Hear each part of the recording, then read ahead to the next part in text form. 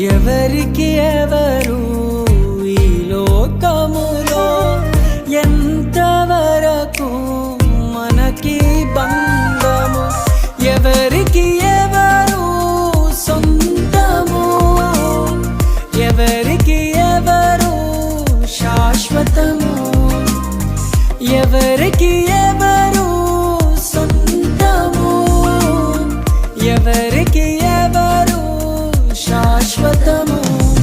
మన జీవితం ఒక యాత్ర, మన గమ్యమే ఆ యేసు. మన జీవితం ఒక పరీక్ష, దాన్ని గెలవడమే మన తపన. మన జీవితం ఒక యాత్ర, మన గమ్యమే ఆ యేసు. మన జీవితం ఒక పరీక్ష, దాన్ని